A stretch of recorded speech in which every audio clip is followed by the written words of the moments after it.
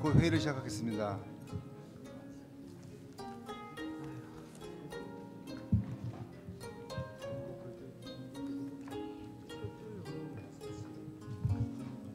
Good afternoon. Welcome to Korea Institute for National Unification, and welcome to the 5th KINU Shire Forum. My name is Jinwook, President of KINU, and I'll be your moderator today at this forum. I'm very pleased to have you all here at this forum, and this is an annual forum, and the theme of this year's forum is Democracy, Human Rights, and Trust for a Vision of a Unified Korea. Today, we have a very special speaker for the first session of this forum, Professor Francis Fukuyama at Stanford University. We all know him very well, but let me briefly introduce Professor Fukuyama. Dr. Fukuyama is currently a senior fellow at Freeman Spogli Institute for International Studies at Stanford University. Prior to this position, he has taken various positions in government and academia, including Vice Director of a Policy Planning Department at State Department, and a member of RAND Corporations and professors of Johns Hopkins University, SAIS, and George Mason University. He received his PhD in political science from Harvard University. He is the author of many influential works, including Trust, the Social Virtues, and the Creation of Prosperity. Actually, I have tried to invite him to the keynote seminar a few times, and I'm very pleased to have him finally here today. I am very grateful to him that he is willing to share his observations on the trust-building process on the Korean Peninsula with us. Today, Dr. Fukuyama will speak on the origins of trust, and I think that this is his first time to speak on trust in the context of inter-Korean relations. Dr. Fukuyama will speak for about 30 minutes, and it will be followed by Q&A session. And to save time, I am not going to introduce all the panelists, but you can introduce yourselves when you ask questions or make comments in Q&A session. Please welcome Dr. Fukuyama with a big hand.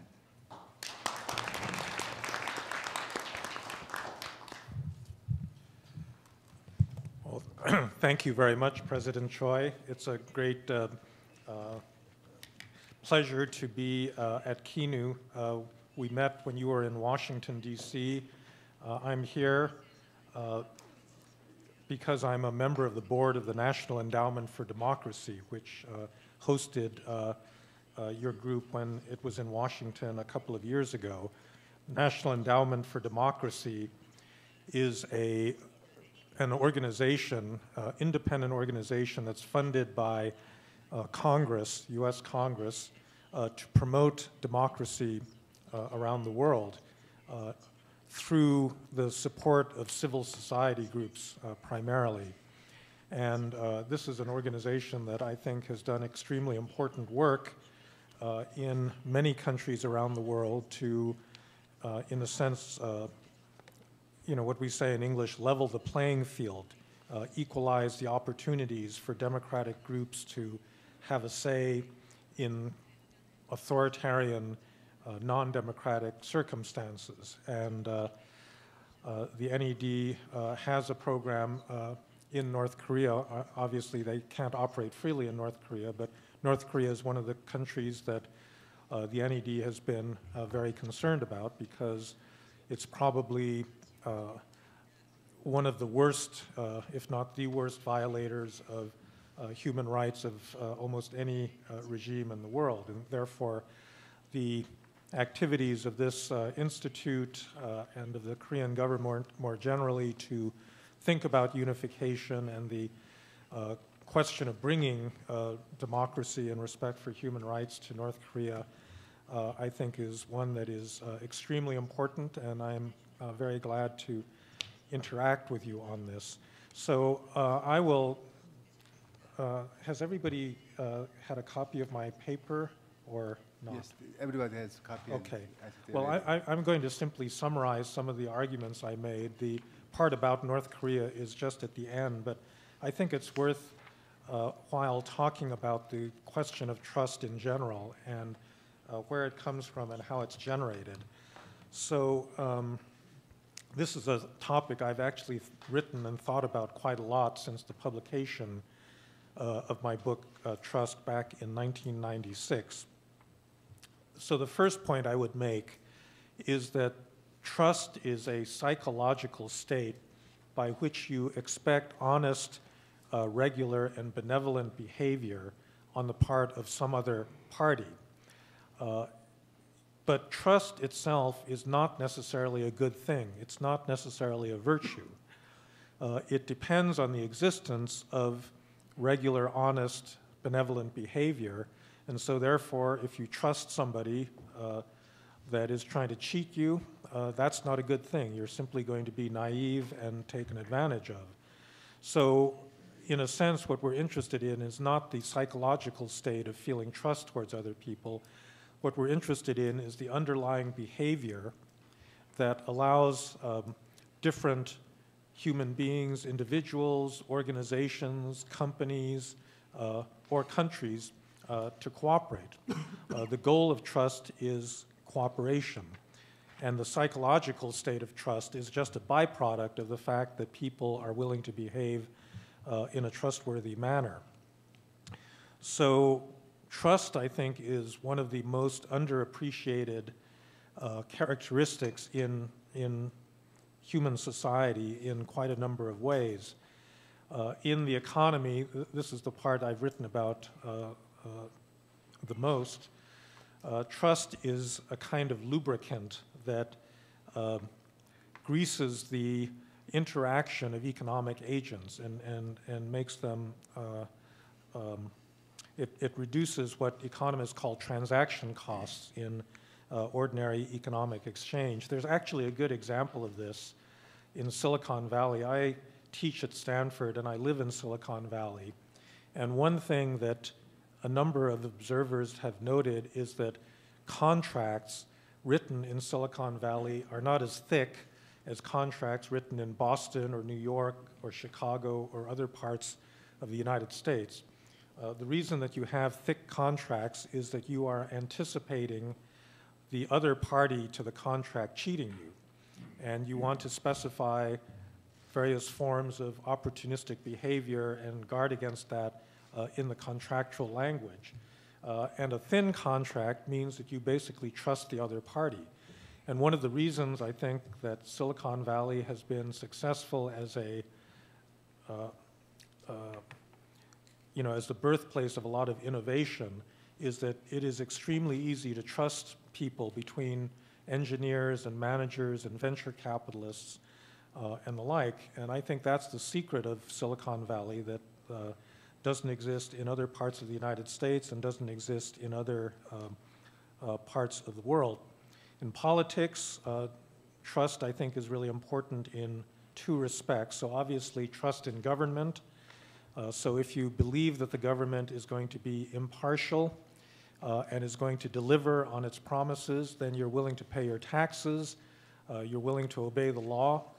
I think the best governed countries are not ones that are police states, like North Korea, that demand and punish you if you disobey the law, but ones that engender legitimacy, the belief that the government is actually interested in the well-being of its citizens and that therefore compliance with the law is voluntary.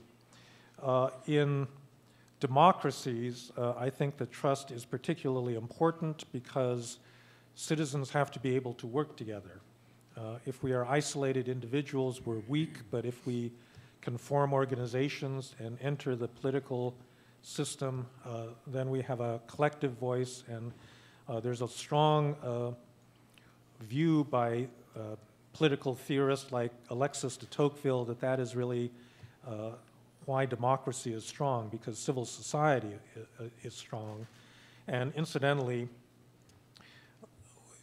so one of the reasons that I'm here in Korea is that I'm trying to raise consciousness for an organization called the World Movement for Democracy, which is sponsored by the National Endowment for Democracy and is going to be meeting here in Seoul in November. This is a global organization of civil society groups, mostly from countries where there's no democracy and where people are struggling for democracy.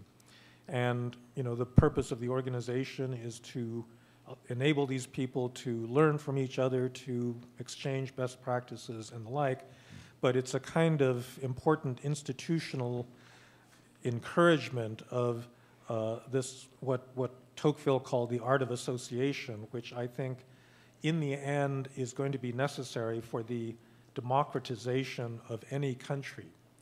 You cannot create democracy from the top down. I mean, almost by definition, democracy is ruled by the people, and if the people do not organize themselves in civil society, then in the end, you're not going to get any demand for better government, and therefore you're not going to get democratic accountability. And that's why I think something like the world movement is extremely important. So the final political aspect of trust where it's important is the one that we're going to talk about here, which is trust in international relations. And obviously, there is a realist theory of international relations that says that nations simply follow their self-interest and that they all basically behave in a very similar fashion. But I think that this doesn't really capture some of the nuances in behavior that lead to real problems in international relations, because trust goes beyond your observation of or calculation of the self-interest of your other countries. It really has to do with the expectation of at least, if not benevolent, at least peaceful behavior. And there are many instances of wars starting not because there was a substantive clash of interests or of values, but simply because of misperception that is born out of mistrust. So the year 2014 was the 100th anniversary of the outbreak of the First World War in Europe. There's been a lot of books that were written in commemoration of that anniversary, talking about how global order broke down in Europe. And I think one of the very tragic things that you learn from that history is that actually very few of the countries in Europe actually really wanted war. They didn't, and they certainly did not want war on the scale that emerged between 1914 and 1918. But because of a history of untrustworthy behavior in the decades leading up to the outbreak of the war, there was a tendency to interpret the behavior of other countries in the most negative possible way, and this led to the mobilization first of Austria-Hungary, and then of Russia, and then of Germany, and then finally of France and Britain, in a way that was completely unplanned and unwanted, really, by any of those powers. And so trust is important in that respect, too. So, as I say, there's really four sources of trust or of cooperative behavior, and those four are human biology, culture, institutions, and repeated interaction. And of those, I think the most relevant one is the last, which is the repeated interaction. But just to run through them briefly, we trust genetic relatives. This is programmed into us. We are altruistic towards our children, our siblings, our parents, other people that share genes with us. We are also trusting of people with whom we have exchanged favors. This is called reciprocal altruism, and this is the most basic form of human interaction. It exists in all societies, in all cultures. And we don't have to learn this kind of behavior. We're simply born this way as human beings. The trouble with this kind of trust is that it produces a small radius of trust. So the radius of trust is the circle of people with whom you can interact and cooperate on a trusting basis. And natural sociability only produces very small-scale social organization, families, groups of friends, bands of people, networks of people that interact. But human cooperation requires much larger scale organization. And that's what leads, I think, to the second level of trust, which is culture. Shared culture, shared values. And I think if you look at the purpose of most religious doctrines, they are basically to build trust and to build cooperation among people. Every religious doctrine contains moral rules of behavior that encourage honest and regular, dependable behavior such that people can cooperate with one another. And religions have the effect of spreading the radius of trust way beyond friends and family. And I think part of the reason that you get these big religious cultural units like Christianity or Islam or Buddhism or Hinduism is because of the necessity of generating large social units of shared cultural values where people can work together readily. But even religion is not sufficient to generate political trust for the simple reason that most political units don't correspond to cultural units, that many religions, ethnic groups, races live within the same political unit, or they overlap with those of others. And in fact, the reason that you have political institutions in the first place is that culture by itself is almost never sufficient to actually generate real political cooperation. So if you think about the origin of the doctrine of liberalism in Europe, liberalism was a great invention of early modern Europe that said that basically people ought to live as individuals and put their religious differences aside, practice them in private, and the state would be neutral and tolerant of religious differences. And the reason this came about was because of the wars of religion in Europe. Right now, the Muslim world is falling into a prolonged civil war between Shiites and Sunnis. And I think that if I see any hope coming out of that region right now, it's the possibility that they're going through this prolonged period of internal violence will lead to eventually a conclusion that something like modern liberalism is necessary there, that they have to put aside these kinds of sectarian differences in favor of impartial political institutions. Right, the final source of trust is something that economists are very familiar with, which is repeated interaction, spontaneous trust. So the famous prisoner's dilemma game says that if you have two prisoners who are asked to either collaborate with the prison guards or to cooperate with one another, that they're going to cheat, they're not going to collaborate with their fellow prisoner because they know that they'll be rewarded if they betray the other prisoner, whereas if they are the ones that cooperate, then the other prisoner will betray them and they will lose. And so you get a suboptimal social outcome with respect to the interest of the two prisoners simply out of rational self-interest. But if you repeat the game, if you iterate the game over and over, and if people can remember how the other prisoner played, eventually you, by using a tit-for-tat strategy, where you return a benefit for a benefit and a harm for harm, you will eventually get to a cooperative outcome that will maximize the interest of the two prisoners, right?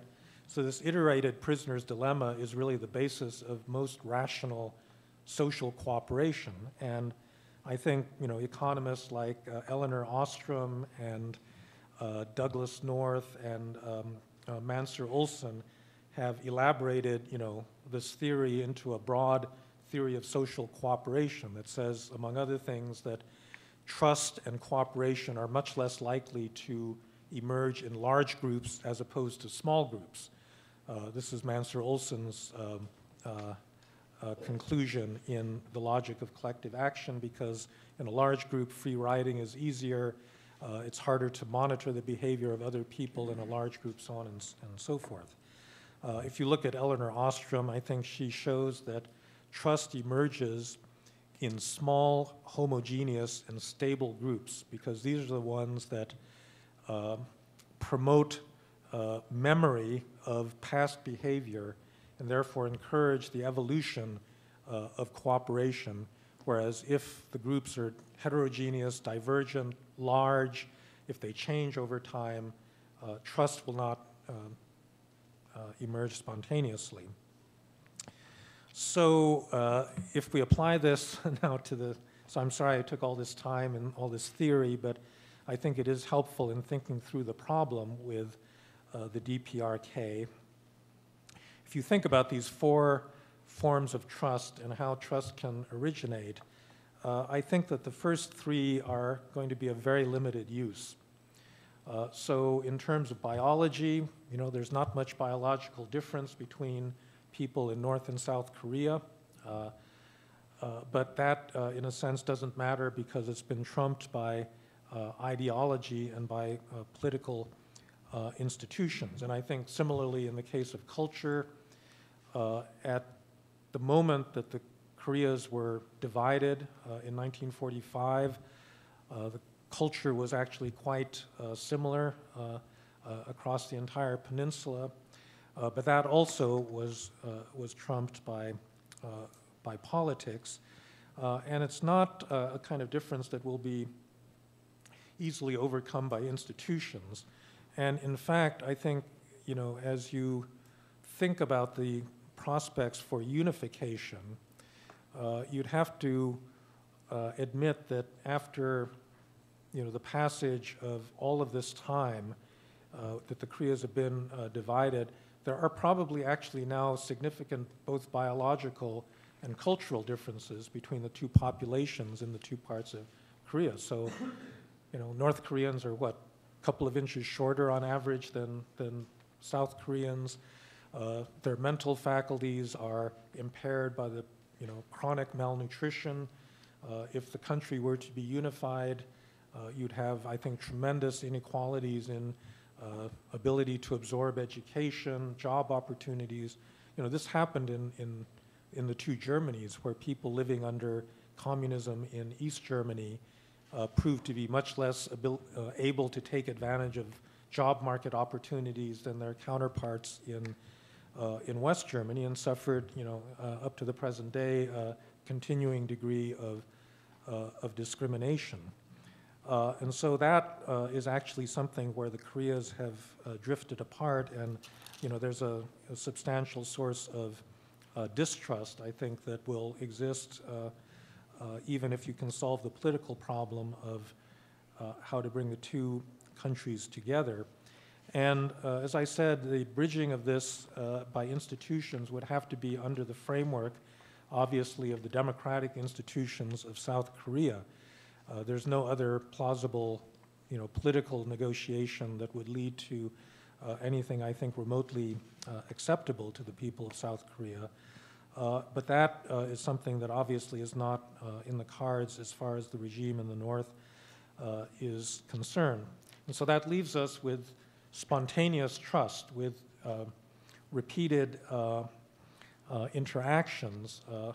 And as I noted, the tit-for-tat game is, one of the successful strategies for generating spontaneous trust.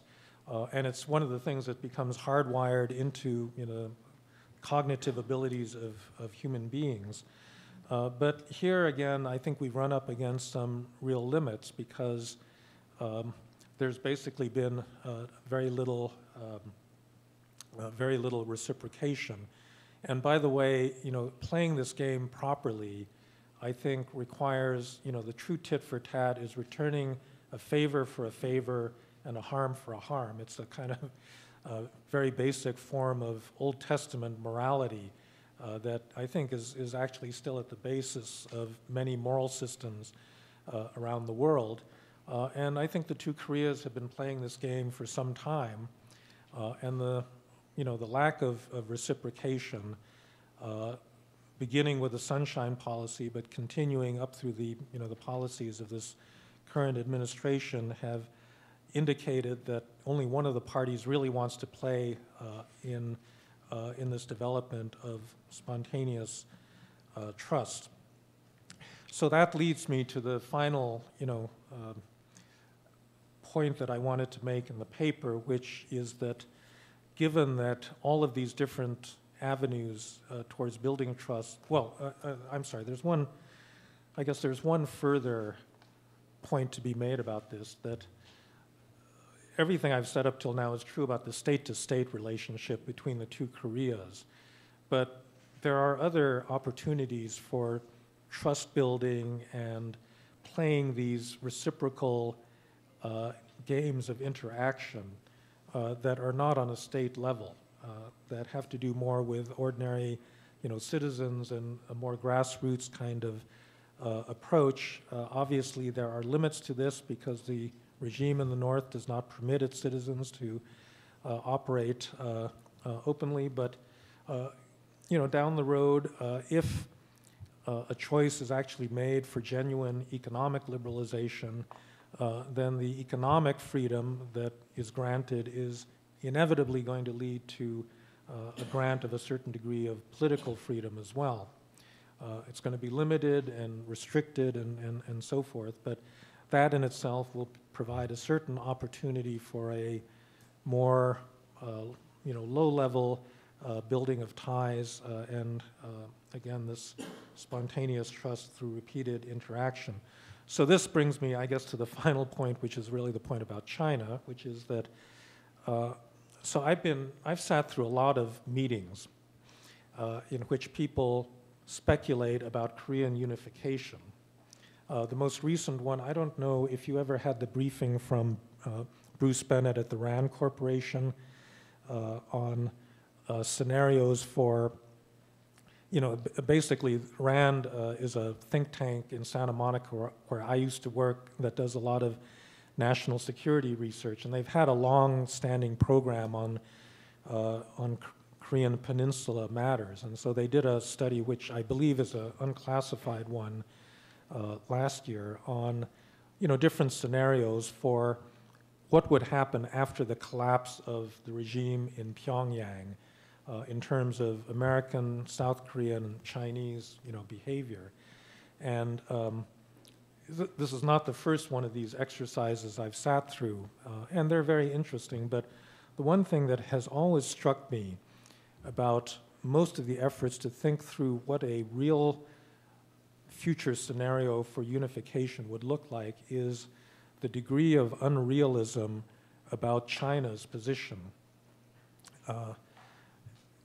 For the following reason, that, talking to Chinese officials and at many different levels, academics and, party officials and people in the foreign ministry and so forth, the one thing that I'm really struck by is that there is an extremely firm consensus there that they may really not like North Korea, they may be infuriated by it, they may try to punish it for all sorts of bad behavior, but they fundamentally do not want that regime to collapse, and that they do not want a repetition of the scenario in Eastern Europe in which the Warsaw Pact withdrew from Germany and the rest of Eastern Europe, and NATO expanded up until the borders of Russia. And they say that very openly.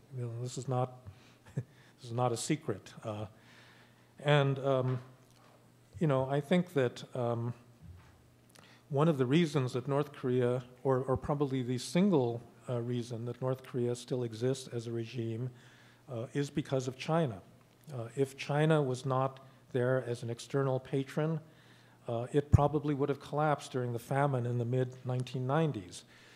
If China had not been there as a patron. The six-party talks, I think, probably would have had a different and possibly a more positive outcome. And by the way, an illustration of that is what's going on with Iran right now, where Iran faces this P5, I guess P5 plus Germany, where China is actually part of the sanctions regime. So, I mean, this is actually, I think, one of the big triumphs of American diplomacy, that they succeeded in getting both Russia and China to agree to enter into the sanctions regime. And I think if this negotiation actually produces an agreement by June, it will be because China was willing to participate with the other Western countries. But it's never played that game with regard to North Korea, and I don't really see very many incentives for it to do so. So then the question becomes, how do you get China to trust in any scenario involving the disappearance of China? And there, I think there's actually quite a lot of diplomatic possibilities that have not been fully explored for understandable reasons. So the Chinese do not want to talk about this. If you go to them and say, we'd like to discuss what would happen in the event that the regime in Pyongyang collapses, they'll just walk out of the room. They'll say, sorry, this is not going to happen, and we're not going to discuss this. And I think if you, on the other side, said, well, what does the U.S.-South Korean relationship look like after unification? Is it going to, are you going to have the same kind of alliance? Where are American troops going to be deployed and so forth? That's not a discussion that people on this side are terribly eager to enter into either. But it does seem to me that if you don't have this discussion, this problem is ultimately not going to be solved. I actually think, and so I'm here to learn from all of you. My sense is that the regime in the North is actually fragile, especially under this new leadership. And, internal conflict, coup d'etat, civil war, just regime collapse, all of these things seem to me within the realm of possibility. But what happens at that point is radically uncertain, most of all because we simply don't know the behavior of the external parties, and particularly the behavior of China. And I would think that this is one of the most important issues that needs to be discussed much more explicitly in this part of the world. And in fact, I wrote an article quite a few years ago in Foreign Affairs arguing that the six-party framework actually ought to be turned into a permanent five-party OSCE-like structure for Northeast Asia, because there were actually important issues like the future of a unified Korea, or what would happen in the event of a real contingency in North Korea, and how do you get cooperation out of China, Russia, Japan, South Korea, and the United States. And I think an institutionalized set of channels by which people can start talking about this, or in the event of a crisis, an institutionalized set of channels by which people can talk about this would be important. Japan is another component of this, because Japan is going to, there's a terrible relationship, as you all know, between Japan and South Korea now. But if you think through what a scenario like this is going to look like, Japan is going to play a big role one way or the other. And it's better to have more cooperation and more trust sooner rather than later. So I feel bad speaking to this room full of experts on this subject. I'm really an amateur in all of this, but I'm extremely eager to hear your comments on any of this. Thank you very much. Thank you, Dr. Fukuyama. I think this is a very insightful and stimulating presentation together with your paper. So in order to save time, I sent papers to the panelists, and I collected the questions, 1 or 2 questions from the panelists, and I categorized those questions into 4 or 5 groups. So this is the first question on the screen. The first question is trust building with China. This is the most frequently asked question. So I think one of the most frequent questions was China. Trust building with China. There are a number of questions in that category. So I think any of you can start. Maybe Professor Lee, Ambassador Lee can start with this question.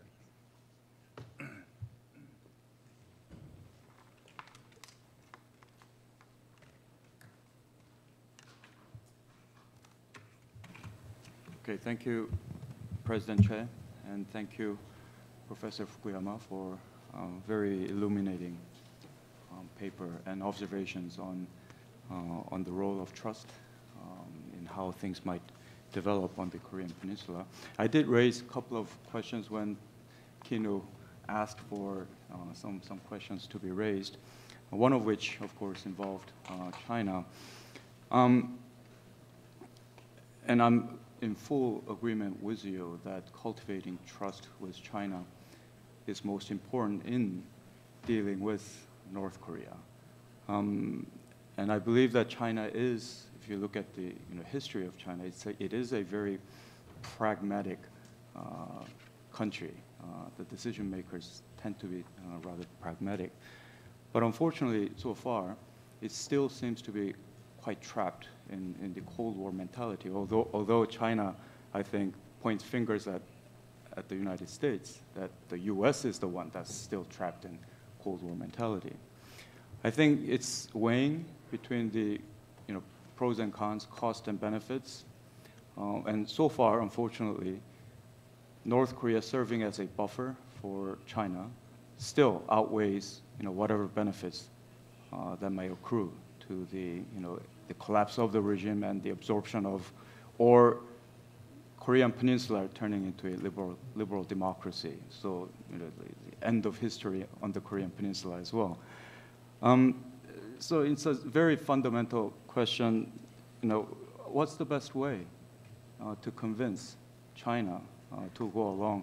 Is your government, Washington, D.C., sort of concluded that this is the way to go rather than trust building with North Korea, trust building with China is really the answer to the Korean Peninsular settlement? And if it has come to that conclusion, what is it doing? Francis, good to see you again. We met at Rand in the late 1980s. You were known to be genius at the time.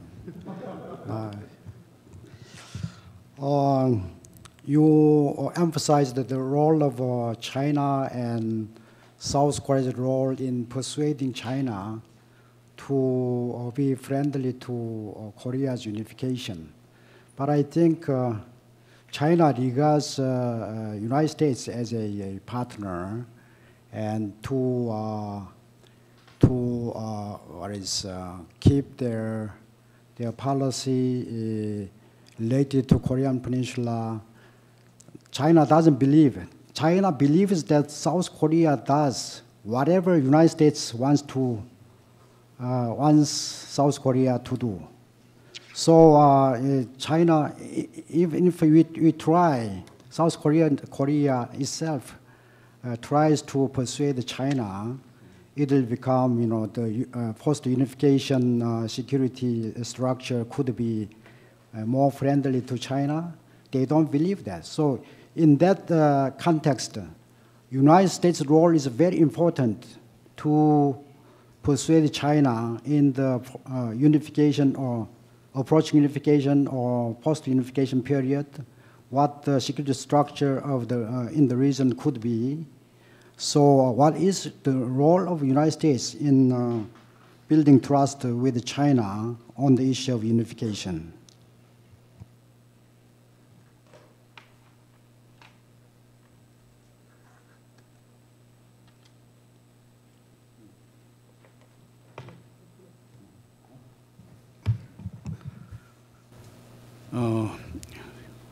since the Korean War, North Korea played a buffer state of China. Chinese code is lips and teeth. When lose lips, teeth become cold. 순망치한 in Chinese word. And as China becomes G2 power, the rise of China,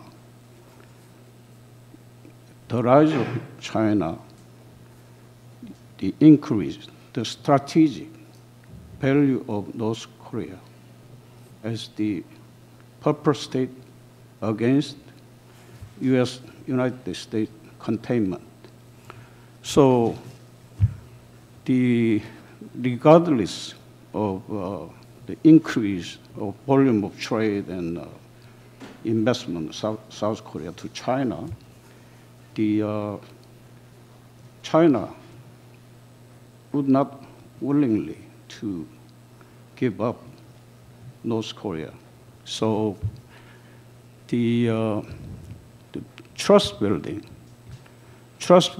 with China depends upon how the U.S. policy toward China. I ask your response. So let me answer these first questions. A lot of them was about the United States. So let me first say I am not speaking for the United States government, and I think in fact, I can tell you quite certainly that nobody in Washington is thinking along the lines that I just outlined. I mean, during the six-party talks, yes, Washington was trying to figure out how to persuade China to be more cooperative in pressuring North Korea to, make concessions. But that's not what I'm talking about. I do not believe that you can get China to do anything that will put pressure on North Korea in a way that the Chinese think will potentially destabilize that regime. And I don't think that that should be the objective of the policy. The real question is, I think the goal has to be much more modest. If North Korea collapses, we need to have a channel to talk to China about what's going to happen. Chinese will never push North Korea in that direction, but it may happen anyhow. And if it happens, there has to be some way of discussing how, South Korea, the United States, and China are going to restabilize the peninsula. And I think in the absence of an understanding, the Chinese are just going to do whatever they think is necessary to keep a regime, a buffer state, alive, which means military intervention. And that's going to be really dangerous I don't have to tell you, how dangerous that is. And so therefore, I think that when I think of what trust needs to be built, it is really just reassuring the Chinese that under the scenario that no one can, in a sense, prevent, where you have serious instability, that the United States and South Korea are willing to make certain assurances to China about what the future role of the U.S. In the Korean Peninsula would be. Now, the most extreme form of that would be to say, we will reconsider the entire security alliance with the United States if there's unification. And basically, then China doesn't have to worry about the United States being on the peninsula at all. I don't think that's I wouldn't offer that, because I think the security alliance is going to be necessary after unification, among other things, because I think China is going to be a threat. And I think that relationship needs to stay. So if that's not the offer, then what can you offer China in terms of assurances that the the U.S. is not going to expand its influence at China's expense. And there, it does seem to me that there's room for a certain amount of creative, thinking. And so there's many obstacles to actually even beginning this conversation. How do you even deliver this message? Because as I said, the Chinese don't want to hear this. But, I know some of this has been done in Track 2 negotiations, with Chinese academics. There have been talks along these lines, but they still don't have any kind of official imprimatur because I think neither South Korea nor the U.S. is really seriously thinking about this issue. And all I'm arguing is, if you want to get China to trust you, you got to start thinking about it seriously, and you've got to demonstrate to them that you're thinking about their security interests after unification and how you can minimize the threat that they feel from these events. So I think that probably, and so you're right that the Chinese regard South Korea as a puppet of the United States. So I think it's also correct that the Chinese are not going to take any of this seriously unless they hear this coming from Washington. And so this is something where there has to be a lot of, U.S., South Korean cooperation. Frankly, I think if Japan is not on board with this, it's also going to undermine the credibility of, of this kind of discussion, which is why I just think we need a different kind of institutional channel for talking about this issue. Okay. Do you have any other questions regarding the Can I just raise, 이 관련해서 좀, Dr. Lee and Dr. Kim. Dr. Lee first. Dr. Lee first, and then. Just very short two-finger question.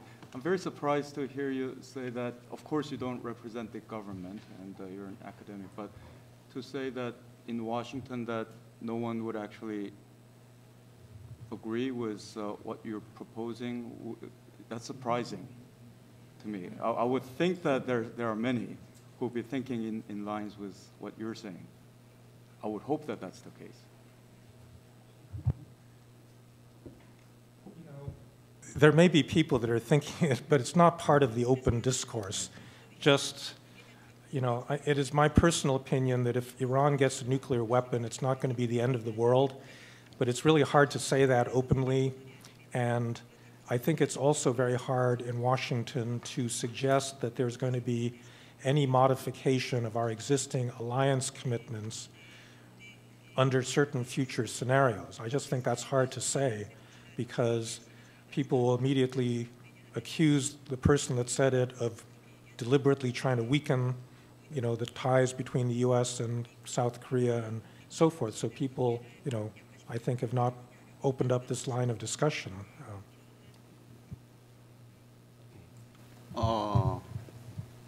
My question is about, my name is Hosup Kim. I'm professor at Chung-Ang University. And my question is about the fourth kind of point, which is the impact of the U.S.-Japan alliance on the trust building with China. So as you know, the other day, Prime Minister Abe visited United States and held a summit meeting with President Obama. And he made a speech at the joint session of the upper and lower house of the National Assembly of United States.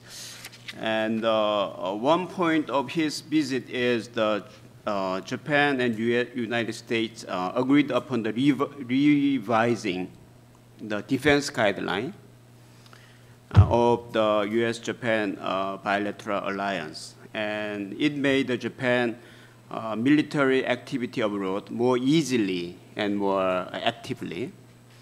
So concerning the Prime Minister's Abe and the strengthening of the U.S.-Japan alliance, there is two opinions. One is the strengthening the bilateral alliance stimulate the mistrust of the Chinese side. And the other opinion is strengthening the United States and Japan alliance preempt and deter the Chinese military provocation. So this is good for the maintaining peace and stability of Asia-Pacific region. And I want to ask which side you prefer and your evaluation of the strengthening of United States and Japan alliance. Yeah, in addition to Professor Kim's question, Professor Abe and the United States, President Obama made it clear that United States and Japan for the opinion for revised UN Security Council with Japan as a permanent member. In so doing, they fortify the bipolarization of power in East Asia rather than trust building with China. So what's your view on this point?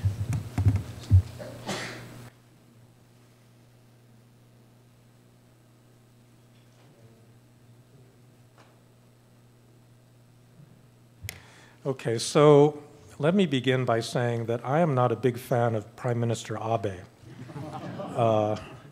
I think that it is extremely unfortunate that he has this kind of revisionist agenda about the historical issues. I wish that he not visit Yasukuni. I wish that he, confirm the prior position, on the comfort women, all of these things. So I am not in any way an advocate of his position. On the other hand, I actually think that this defense agreement is a good thing for a number of reasons. That, yes, it is in a certain way directed against China because, when you think about the situation in the East China Sea, one of the dangerous scenarios is that China thinks that,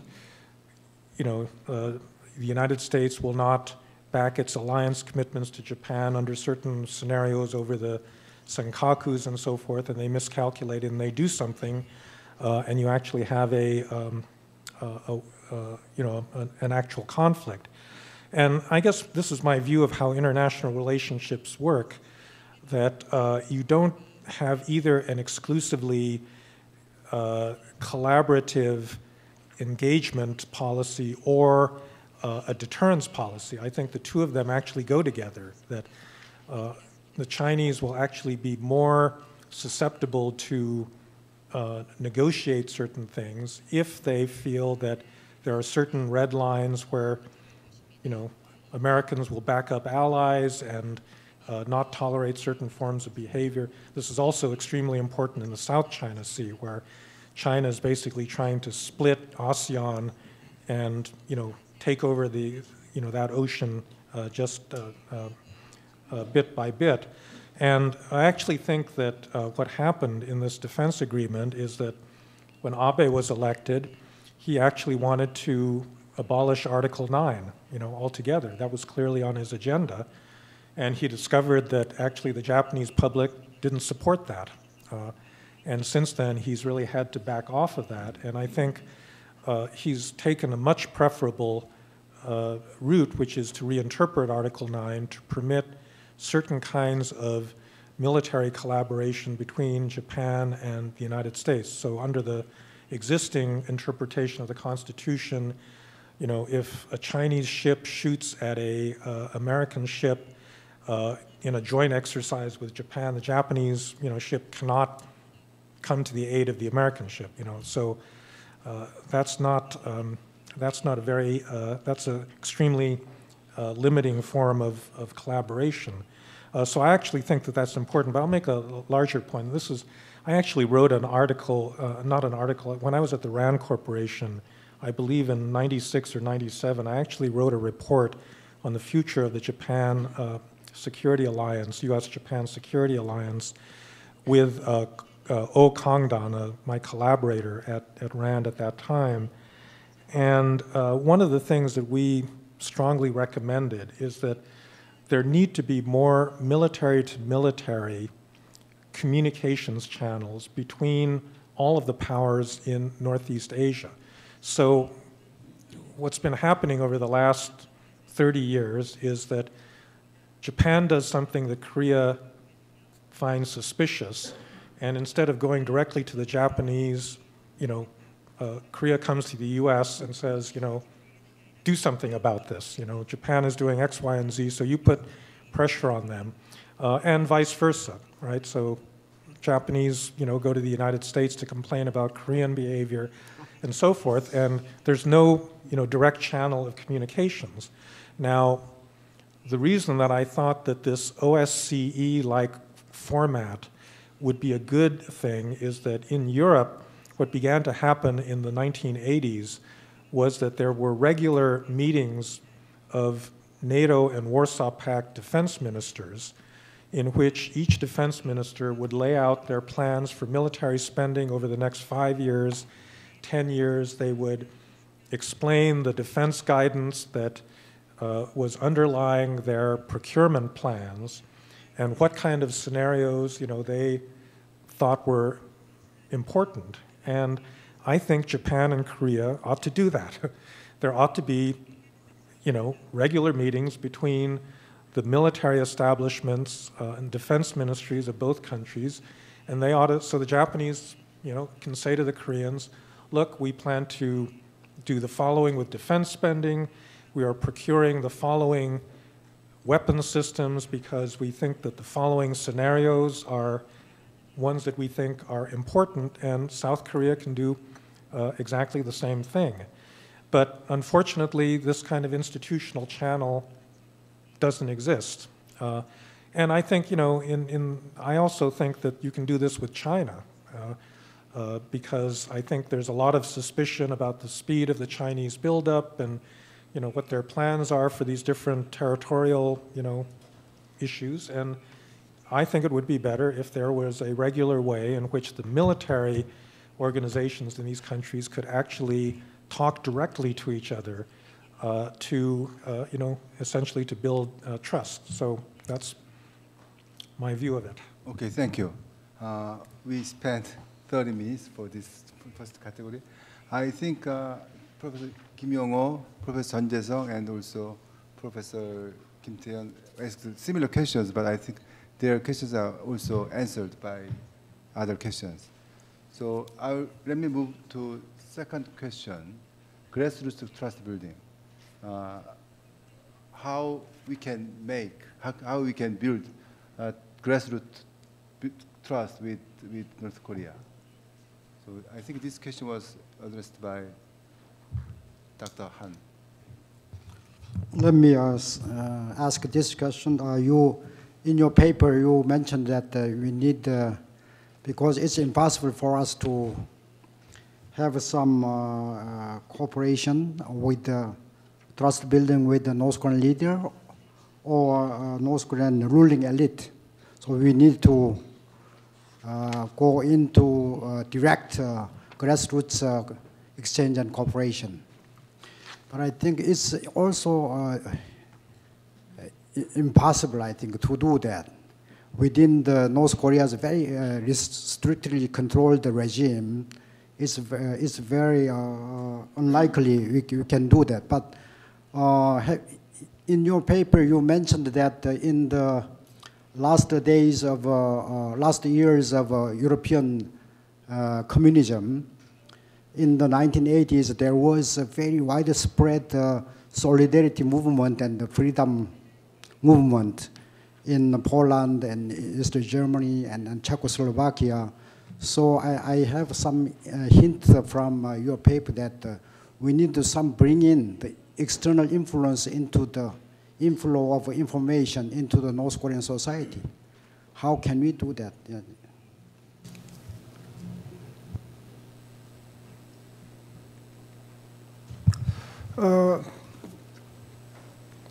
Instead of grassroots trust building, I would like to propose an idea of constructing epistemic community in Northeast Asia. Epistemic community means that a kind of transnational network of experts in working in academia, bureaucracy, journalism, political circle, as well as civic organizations. they share the vision of Northeast Asia peace and prosperity, and they have significant influence in making domestic and international or regional decision-making in Northeast Asia. So this kind of trust-building mechanism in Northeast Asia would help build grassroots trust building at the later stage. What is your opinion on epistemic community idea?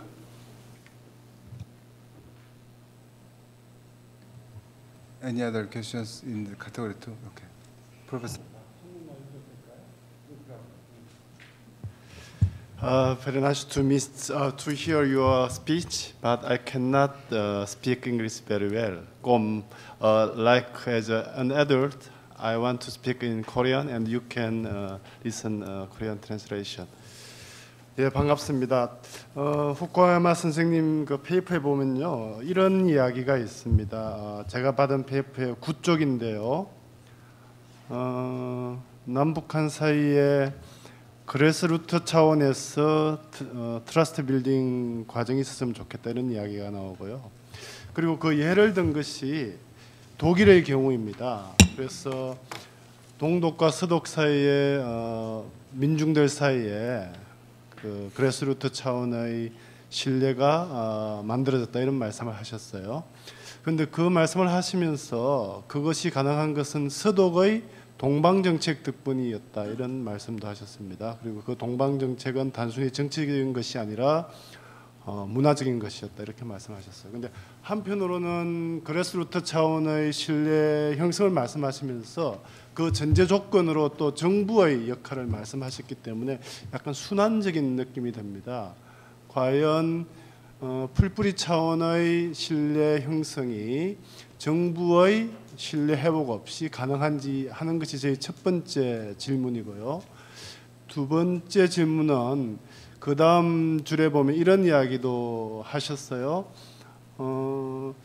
북한이 만약 개혁을 하거나 혹은 개방을 했을 때 붕괴의 위험성이 있을 때 북한의 엘리트들이 그래도 개혁과 개방을 하기 위해서는 큰 전환이 있은 뒤에도 그 지도부들이 엘리트들과 그들의 가족이 편안하게 살 수 있다는 것을 확신할 수 있을 때만 개혁 개방이 가능하다 이런 말씀하셨어요. 근데 이 부분 역시 남한 정부 혹은 미국 등등의 국가가 보장을 해줄 수 있는 거라고 생각합니다.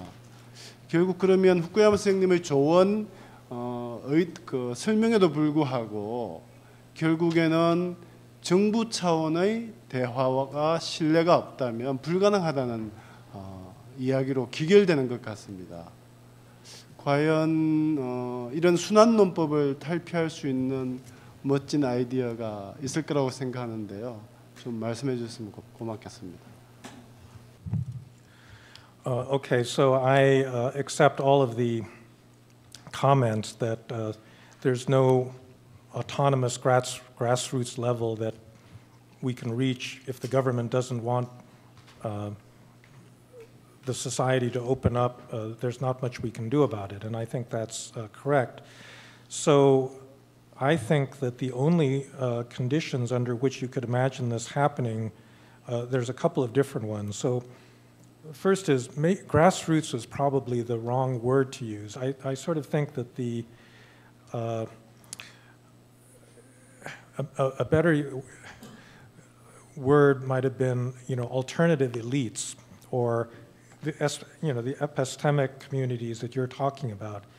There are other groups in North Korea that might be reachable on very non-political grounds, where you can build relationships.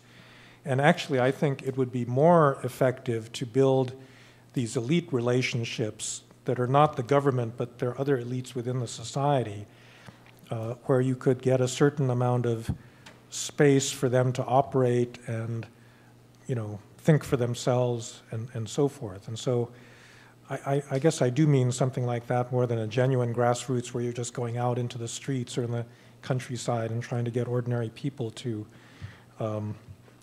open up.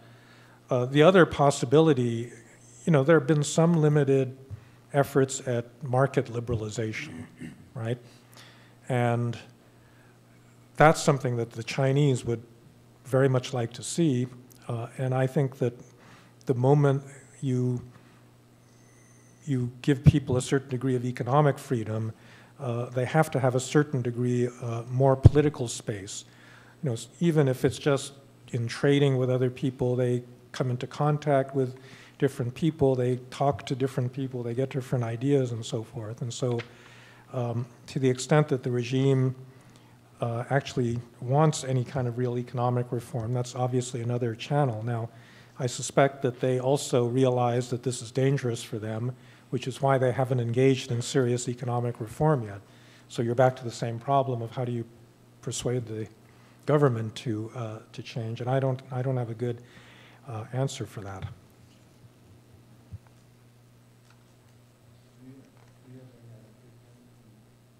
Category 2.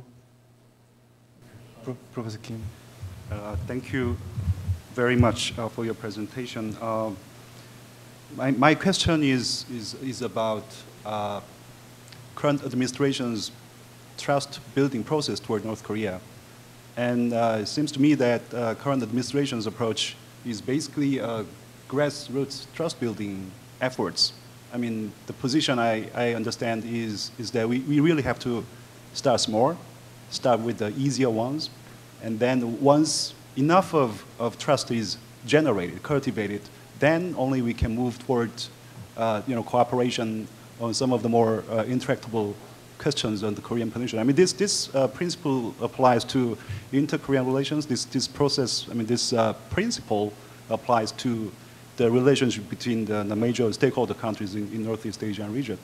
But personally, I believe that trust can come as a consequence of, I don't know, high-level talks.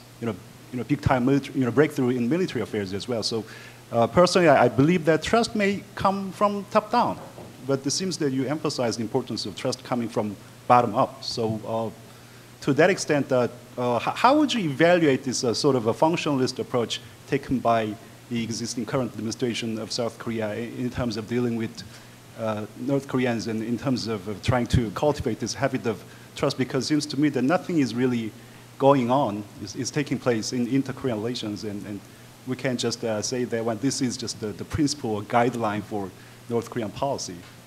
Even nothing is going on, this process is still at work or in action because this is the principle. So what do you think? To what extent can we accomplish by simply, solely relying on this functionalist approach?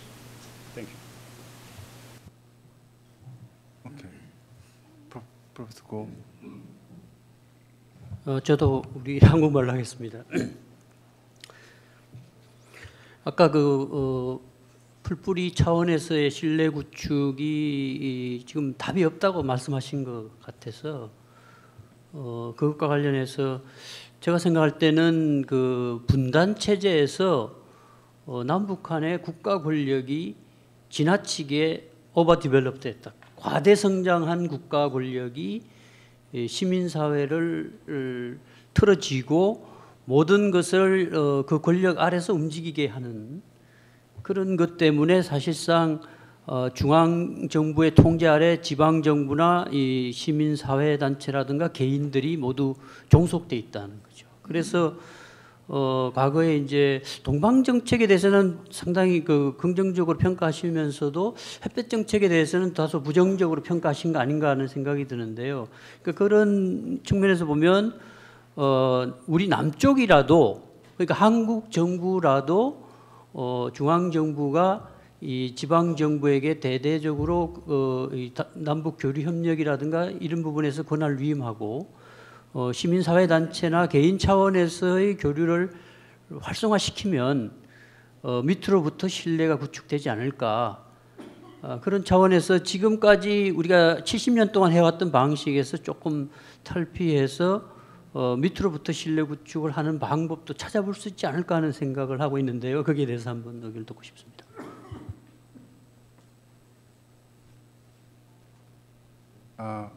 Any other question, Professor Lee? Let me add just one question. I think there are two areas of grassroots trust building. One is something we need cooperation from North Korea.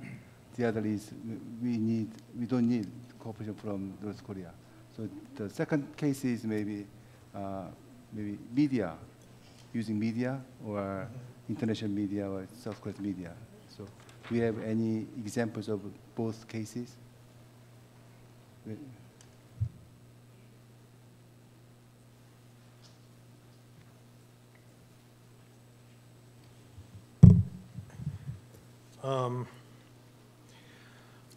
So how do I evaluate the current policy? I don't know.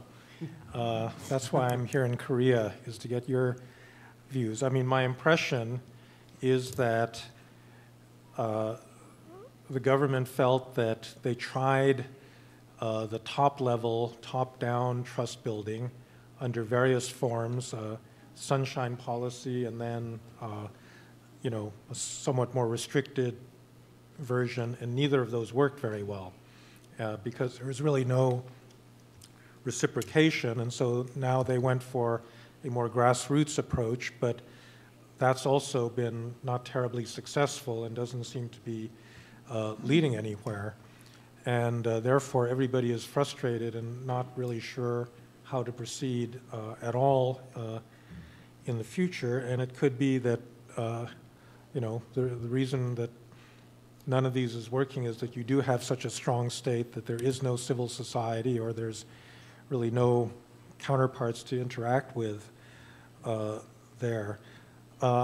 Just to clarify the analogy with Germany, I actually think that the cases were quite different in a way that explains why it hasn't worked in North Korea's case, but it did work in East Germany's. That the Ostpolitik of Willy Brandt really was based on reciprocity. So there was an opening of economic relations, there was an economic benefit that East Germany got, and in return they agreed to liberalize their media space and stop jamming West German television and allow more unification of families across the inter-German border and so forth. And so there actually was, right at the beginning, a more equal and cooperative relationship. And I don't think that South Korea has ever gotten, anything close to that level of reciprocation from North Korea, and that's why, things have stopped. And I guess I'm not quite sure how to answer the question about engaging civil society and the media question, because I just don't know enough about what space is open for any of that in any form to happen, So I think, yeah. So other categories after this something very controversial issue. So I think it takes a lot of time. So I will move on to the concept of trust, how it can work in inter-Korean relations. So Professor Lee Dong-sun, would you ask questions? I'm quite taken by surprise because I'm not sure my question would quite fit in the current discussion, but I'll try. Actually, I had one question that's quite similar to Professor Kim's, but since he preempted that, I'll raise another issue on the table. I had a fundamental question while reading your paper, which was how crucial is trust to improving inter-Korean relationship? If it's not that crucial or essential, then it's not that significant for us to talk about trust, at the beginning. And please let me go back to the basic IR theory. Okay, in order for states to cooperate, there needs to be a precondition, which is a set of common interest. Without a common interest, no amount of trust will generate cooperative behavior from states.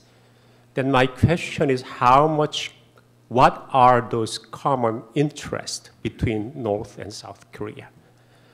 Since the most pressing issue is reunification, then your paper makes it very clear that North and South Korea have very different goals when it comes to unification. Seoul wants to reunify the country in its own terms, meaning the reunified Korea should be democratic and economically market-oriented.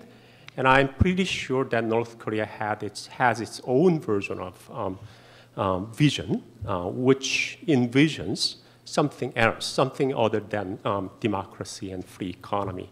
So, is there any common interest when it comes to political unification of the two parts of Korea? If there's none, then again, no amount of trust building will solve the problem.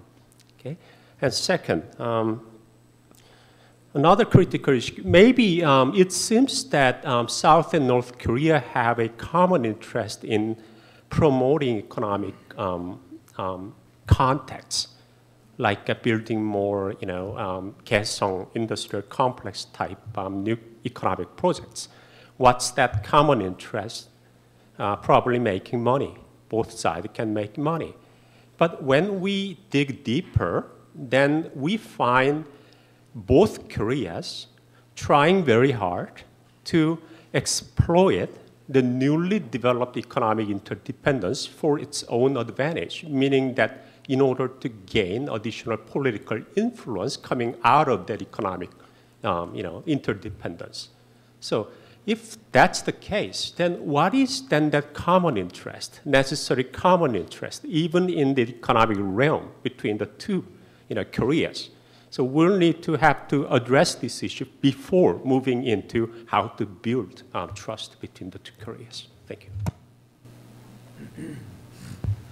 Well, Professor Fukuyama, you didn't talk much about democracy, but can we trust democracy as a goal, even after the collapse of communism in late 1980s?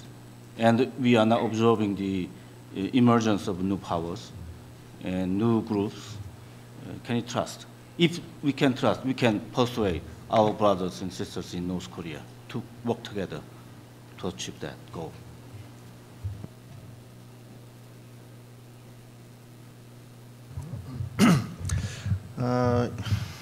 You emphasize the spontaneous trust, mostly the repeated interactions.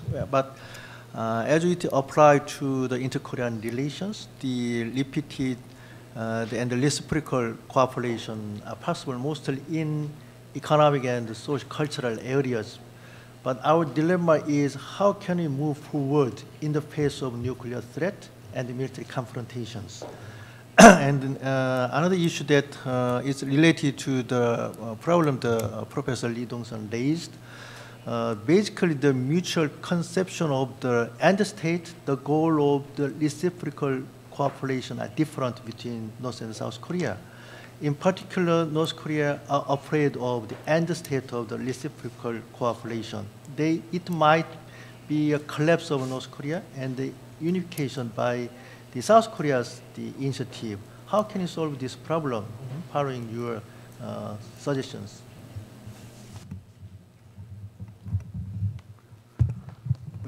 With regard to trust building and inter-Korean relations, I think that the keeping the promise and agreement made the two Koreas, two Korean leaders, maybe must be kept next government. So then trust is built, accumulated. And without that kind of keeping, the agreement and promise in next government, then North Korea or South Korea have more distrusted the counterparts. So in that case, so-called spillover would not take place in inter-Korean relations. What you call it iterated interactions would not spill over, but spill back. What Schmitter calls spill back is the accumulation, distrust, and the confrontation, conflict. So what is your opinion? Okay, well, I think you may have misunderstood the bottom line of my paper. So I wasn't arguing that there's any attractive routes to building trust between the North and South Korea. I think for the reasons that everybody has explained, I don't think it's going to happen. And I don't think at the high level or at the grassroots, there is going to be much trust built. For the reasons you said, the fundamental objectives of both countries are completely divergent, and therefore there's no, common goal. I thought what I was saying in my paper actually is that any kind of direct trust building right now between the Koreas doesn't seem to be really possible or fruitful. And the only way that you're going to get unification, I think, is if there is some change in the regime such that a group that basically wants a Chinese-style market economy comes to power. And in the absence of that, I just don't see how there's going to be much, much progress. But the problem is, even if this Chinese-type group comes to power, the Chinese themselves are going to have a lot to say about what kind of change in the regime could exist, and therefore where I ended up in the paper was to say we ought to be focusing on China rather than this impossible task of bringing about a change in North Korea. That's going to happen or it's not, but we can't do much about it. On the other hand, on the assumption that something has got to change in that regime, that it's fragile and it's going to be subject to a lot of stresses and so forth, we have to be ready for a different political configuration to emerge. And in that case, we do need to make sure that we and the Chinese, understand what the path forward is. So that was my argument. So I was not saying that there's any hopeful prospects for building trust. From KINU's standpoint, that may not be the best outcome, but that's the way I see it. Finally, there are a lot of good questions which was not in category, so feel free to ask questions.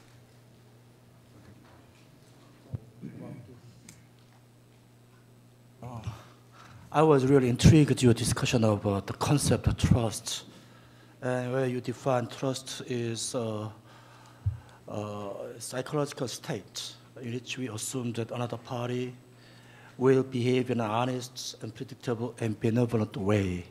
And I was really intrigued in your comment that it may not be a virtue for an individual as well as for a society. If you are, others are really, you are trusting others too much, then you will just create a lot of swindlers, such that the society itself will be full with all those swindlers. So it could be, it will cause some kind of let's say, some harm to you as a person and harm to the society as a whole. So I think another way of looking at the trust could be, as also you mentioned in your paper, that it can be a social capital. That is, it's a kind of a state of affairs in a society where, which you mentioned about reciprocity, but I would highlight Robert Cohen's concept of diffuse reciprocity, not just a specific reciprocity, but diffuse reciprocity.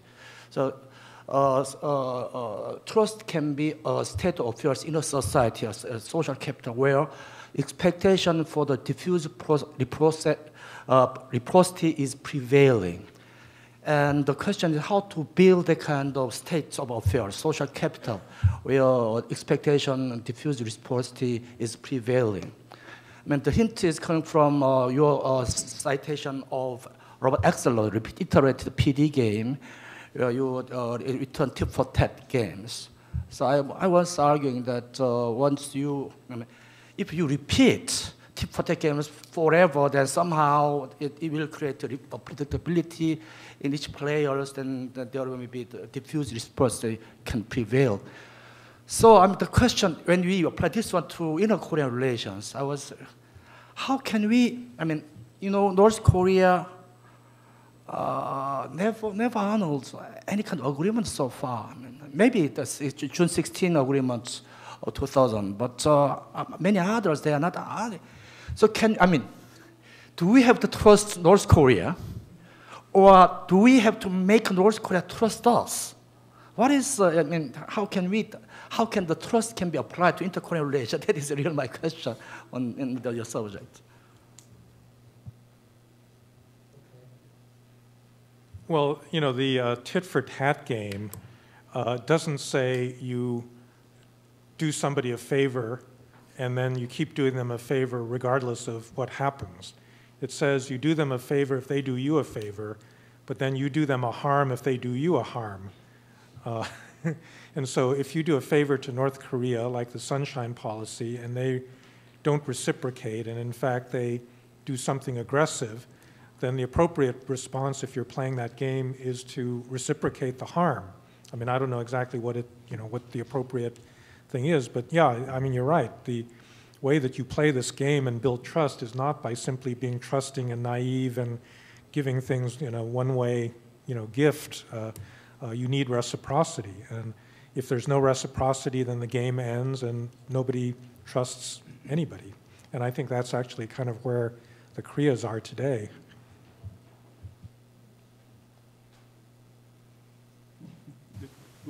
Would it be okay for me to ask a very general question that has very little to do with the trust building inter-Korean relations?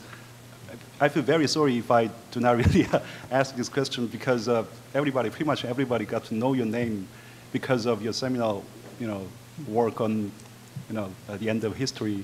20 years on, more than 20 years have passed. What is your own personal take on that thesis? How much is it valid? If you're given an opportunity to revise your work, which part would you like to revise, and which part do you think are still valid? I feel very sorry if I don't ask this question before the session is dismissed. Thank you. Okay, so that's fine. I've been asked this question before. Well, I've just completed this 2-volume book, The Origins of Political Order, and the second volume came out last fall, Political Order and Political Decay. And in many respects, these 2 volumes are my effort to rewrite the end of history. And there's a number of things that have changed. So I still think that the thesis is broadly correct, that if you think about modernization, it does point in the direction of liberal democracy and a market economy rather than towards China or Iran or, there are other alternatives out there, but I just don't think that most countries, when they modernize, are going to move in that direction.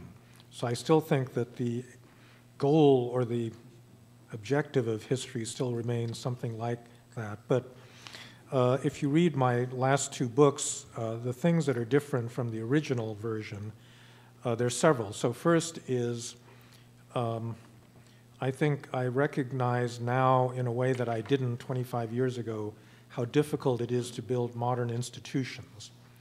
That it's not just the idea of democracy, but it's actually this extremely hard work of creating modern states, legal systems, political parties, all of the things that go together to make up a successful democracy, and many countries have been unable to, to do that. And the countries that have succeeded, a lot of times succeeded out of complete accident. Things happened like a war or a social revolution or, something that wasn't terribly well planned. And so the process of getting to democracy is quite hard. And then the other aspect that I didn't think about 25 years ago was the question of political decay, that countries can go backwards as well as forwards. And I think we've seen a lot of backsliding in a lot of democracies, including, I think, in the United States. I'm going to be at Asan, tomorrow, where I'm going to talk more about that particular case. But I think that any political system is liable to decay, and democratic ones are as well. So I think those would be the main modifications that I'd make. We have only 5 minutes left, so is there any final question? Okay, this is all. Can I add? As you were in Atlanta during the 1980s, and at the end of 1980s, you achieved the goal of a U.S. security strategy to accelerate the collapse of former Soviet Union. But given that you were doing some analysis of what is decline of Soviet Empire project at the time, and how did you impose or implement your strategy at that time in the bipolar politics while engaging Europe and the Soviet Union and Europe? On the other hand, you had some strategy to bring out change in Eastern Europe and Soviet Union. So what was the strategy, and what was your strategy to engage Gorbachev after Brezhnev period to bring out change that you wanted to have? Okay, I have not a question, more of a commentary, and coming back to the trust topic. I think when it comes to the Korean Peninsula, trust is really just a step towards an end goal. And what is the end goal? I mean, we're not about to, envision a communized Korean Peninsula. We want to change North Korea. We want North Korea to give up its nuclear weapons, and also, I mean, we have to. Often we talk about North Korea as if it is, just a rogue state, but UN, of course, has very recently come up with the final report that this is a state that commits crimes against humanity, which is one of the worst crimes in international law. This is a terrible regime. And we're not about to maintain status quo, because status quo is not good enough, because every day that goes on, there are people suffering in that state. They've been doing so for 70 years, and I don't want to see a situation where, Kim Jong-Un is ruling when he's 60 years old, 30 years down the line, and nothing's changed in North Korea. Maybe more nuclear weapons. So change has to be driven from both externally and internally. Externally, I will fully agree with you in terms of the China holding the key. So I think every effort has to be made to really focus on how to bring about China on board to bring about that change. And internally, I mean, I'm sorry about grassroots or epistemic community or what have you. It just is not going to happen. So the only viable policy-oriented route that we have at this juncture, at this current juncture, is to bring in as much information as we possibly can. That's the only answer, I believe. And that could be expansion of broadcasting, sending USBs or CDs and what have you. And that eventually, hopefully, will lead to the kind of micro level, the cultural change that we saw in the pre-unification of Germany. But we're far from that stage on the Korean Peninsula. Well, first of all, I'm glad you think that I had a plan for bringing down the Soviet Union. But it just happened, without my help.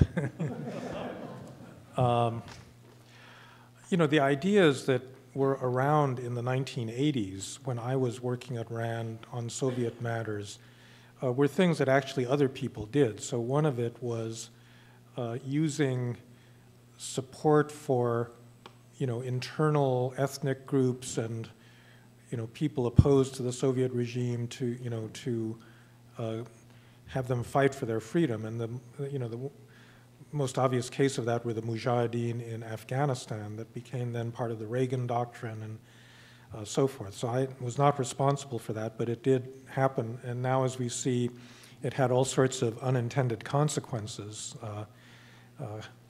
setting off all these Islamic, terrorists and so forth. But the other part of it was, I think, with Gorbachev, actually engagement. And that whole experience has taught me, I think, that, well, both sanctions work and engagement works, and they work in different ways, and sometimes they work together. And I think that, isolating the Soviet Union led to a pent-up desire, actually, to rejoin the West, which then, in a policy of engagement at the right time, was able to accelerate. And I think that part of it was done fairly skillfully by Reagan, because Reagan went from being a very rigid Cold Warrior to working, quite closely with Gorbachev. And I think, he was right, both in his toughness in the beginning and then in his openness at the end. So on your point about trust, yes, I agree. So I guess the final thing I'd say is that I just think that some policy problems are not necessarily soluble. And that's the way I've kind of regarded North Korea. So I don't think there's a military option. I think the engagement option has been tried and it hasn't worked very well. I think, sanctions are limited because of the China problem. So all of these different approaches that you can take seem to run into a kind of dead end. So I agree with you. I think information, may be the only option, and then kind of waiting for some internal change within the elite that actually may be stimulated by greater access to information.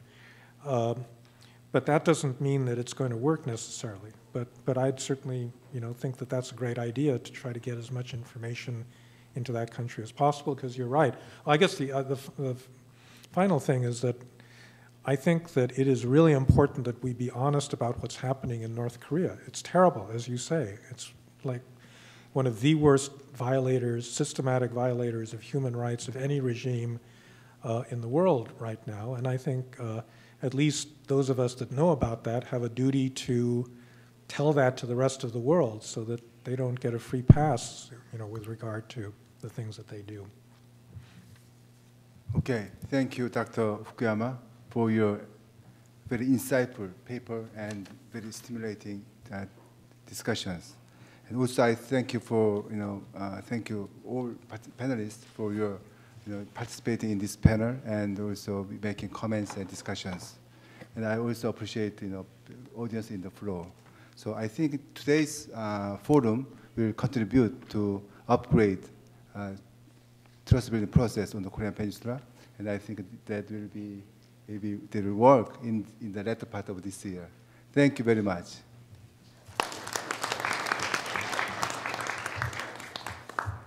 Thank you very much. Maybe 사진 하나 찍어야 돼. 아니 그런 일 없네.